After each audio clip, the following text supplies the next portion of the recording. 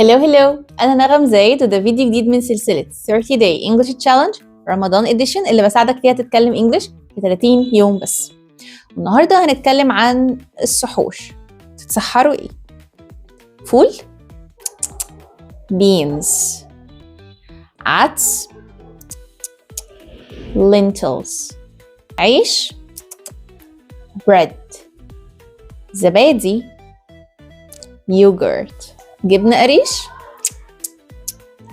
cottage cheese بطاطس potatoes خيار cucumber طماطم tomato بتنجان eggplant أو لو تعرفوا الاسم التاني للبتنجان اكتبوه لي في الكومنتس.